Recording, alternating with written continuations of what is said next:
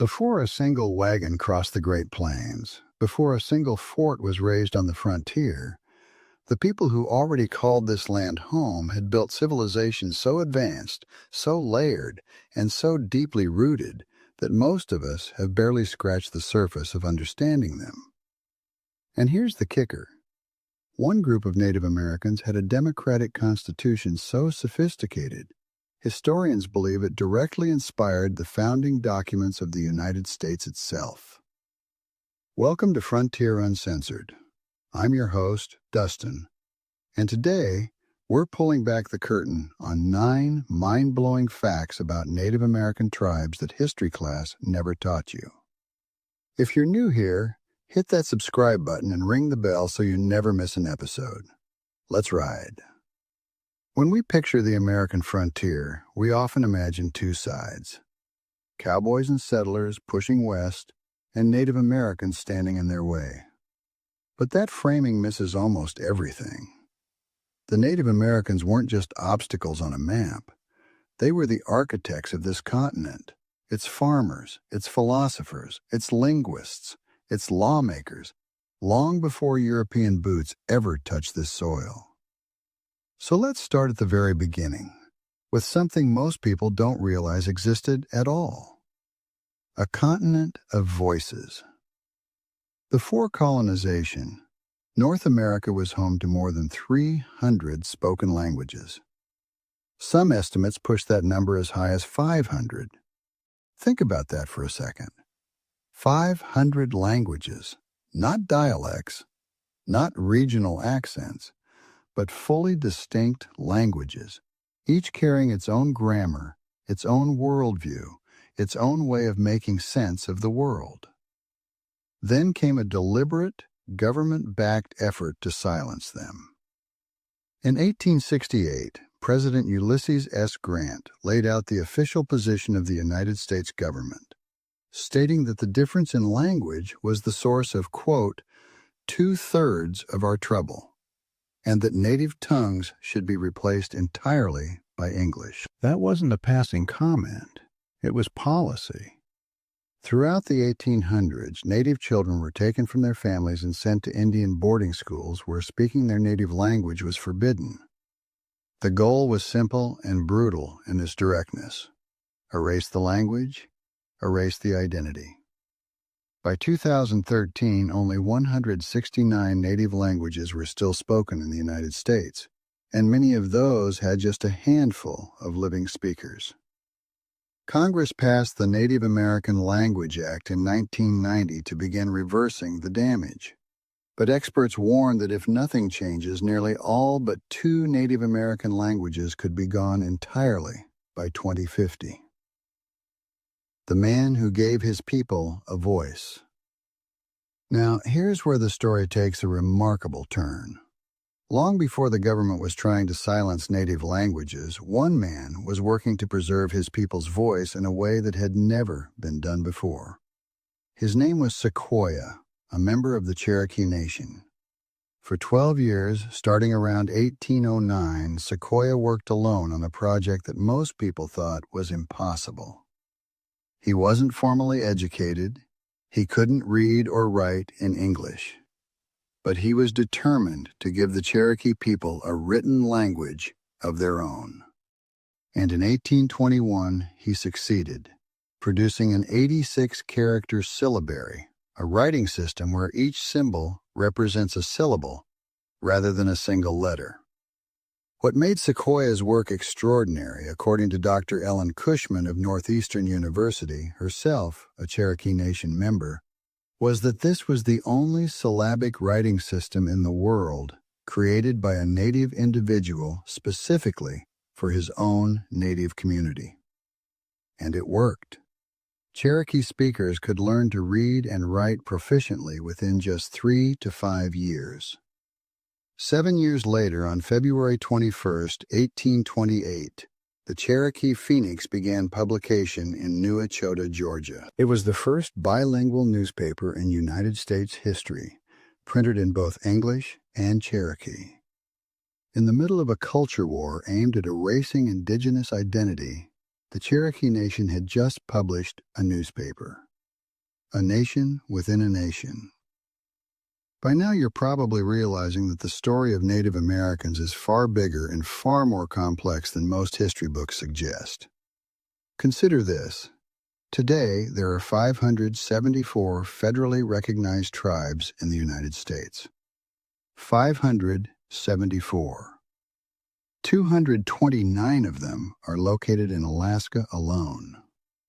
California comes in second with 109 recognized tribes, and it also holds the largest Native American population of any state in the country.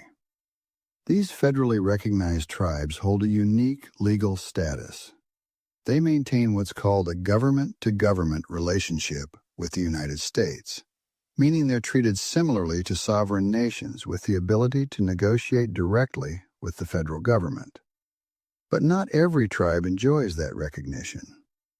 A significant number remain unrecognized at the federal level, which cuts them off from essential programs, funding, and support.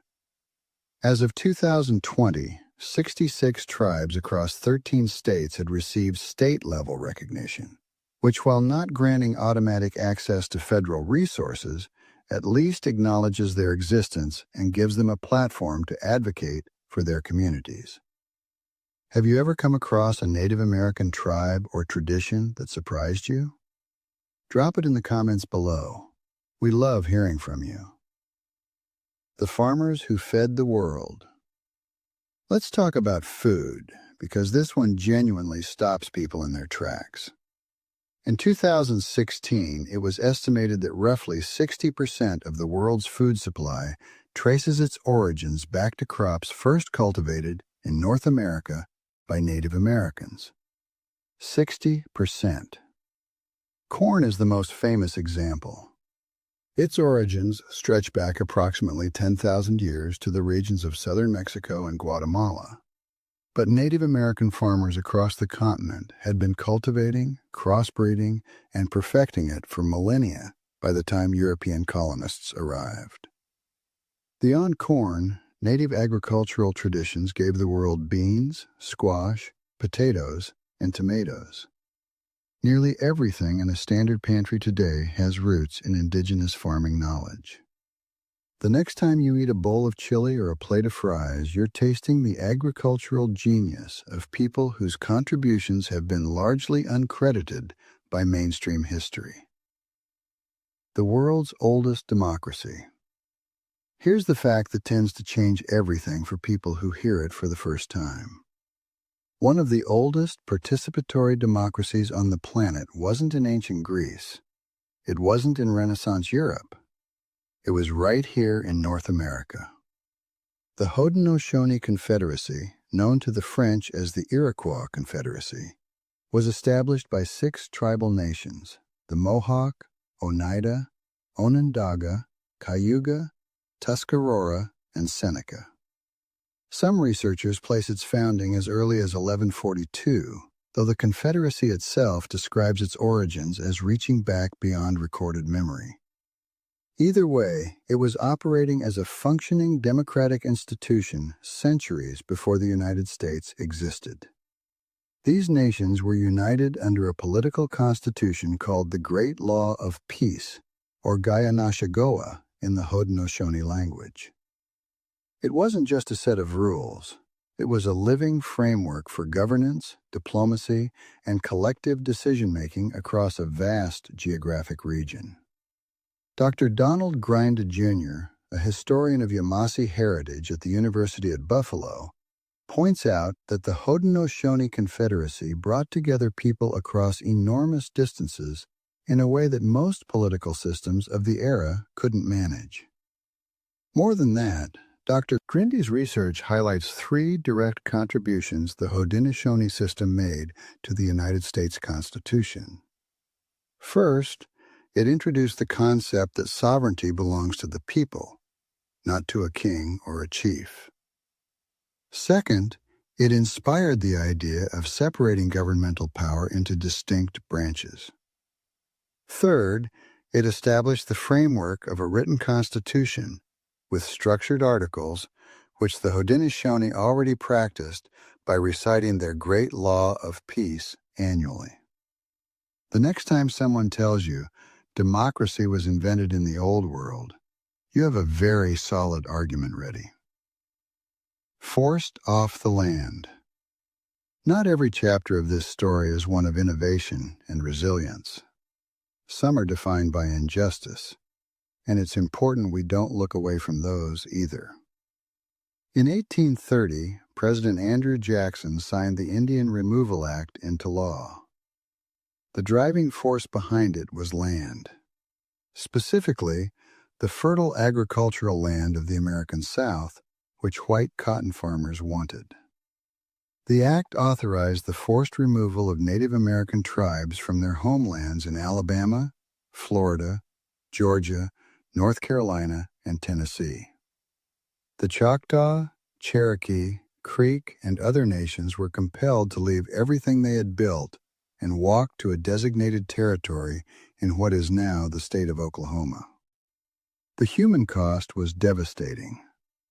Thousands of people lost their lives during these enforced marches. The Cherokee forced removal became known as the Trail of Tears, one of the most painful episodes in the entire history of the American frontier. This wasn't a border skirmish or a battlefield loss. It was a systematic, government-authorized displacement of entire civilizations carried out for economic gain. The consequences of those events echoed through generations and continue to shape Native American communities to this day. Citizens in their own land. Here's an irony that cuts deep. The people who had lived on this continent for thousands of years were not recognized as citizens of the United States until 1924. On June 2nd of that year, President Calvin Coolidge signed the Indian Citizenship Act into law, formally granting U.S. citizenship to Native Americans. But citizenship on paper didn't mean much in practice. The right to vote was controlled by individual states, and many states refused to extend that right to Native Americans for decades after 1924. Literacy tests, conducted in English, were used as tools to prevent Native Americans from reaching the ballot box, even though many of their languages had no written tradition, precisely because of the government policies we discussed earlier. That's not an accident. That's a system. It wasn't until the Voting Rights Act of 1965 that the legal architecture of voter suppression was dismantled, finally giving Native Americans the same access to the democratic process that the Haudenosaunee Confederacy had modeled centuries before. The Navajo Nation. When you look at Native American presence in the modern United States, one nation stands above the rest in sheer size and reach. The Navajo Nation covers nearly 25,000 square miles of territory spanning Arizona, New Mexico, and Utah. To put that in perspective, that's roughly the size of West Virginia and more than twice the size of Maryland. In 2021, the Navajo Nation surpassed the Cherokee Nation to become the largest Native American tribe by population, reaching nearly 400,000 registered members. That's not a historical footnote. That's a living, growing nation. The Navajo people also lead all Native American groups in the number of active language speakers. In a landscape where most native languages are endangered, the fact that Navajo remains widely spoken is a testament to the community's commitment to preservation. Language isn't just communication for the Navajo people. It is cultural memory, identity, and connection to everything that came before. What other Native American nations or traditions would you like us to cover in a future episode? Let us know in the comments because we're just getting started. A crisis that demands our attention. We're going to end today's episode on a fact that doesn't sit comfortably, but it's one we have a responsibility to address. Native American youth experience suicide rates that are approximately 2.5 times higher than the national average. That number comes directly from the Centers for Disease Control and Prevention and the Indian Health Service, and it has remained consistent across decades of recorded data. The reasons behind this crisis are deeply connected to everything we've talked about today. Generations of historical trauma, the systematic removal of cultural identity, forced separation from language and tradition, economic hardship, and a persistent lack of mental health resources in tribal communities. When you strip a people of their language, their land, their legal status, and their cultural continuity across generations, the consequences don't stay in the past. They live in the present. Tribes and organizations across the country are fighting back with culturally sensitive mental health programs, language revitalization efforts, and community-centered support systems. These aren't small gestures, they're acts of resistance and healing. But the work is far from finished, and awareness is the first step. The living legacy. The story of Native Americans in the United States is not a closed chapter. It's a living, evolving, deeply layered narrative that touches everything from what we eat to how we govern ourselves to the very idea of what it means to belong to a land. Over 500 distinct nations, each with its own language, traditions, and identity, have survived centuries of policies designed to erase them. They've done it through ingenuity, through community, through art, through storytelling, and through an unwillingness to let their cultures disappear quietly. Icons like Jim Thorpe and Billy Mills have carried that spirit into the sports world. Haudenosaunee political philosophy lives in the bones of American democracy. Cherokee's syllabary gave a nation its written voice against impossible odds. The frontier is still out there, and there's still so much left to discover. We'll be back next time with more stories from the edge of history. Until then, share this video with someone who needs to hear it. Drop your thoughts in the comments below, and we'll see you on the trail. I'm Dustin. This has been Frontier Uncensored.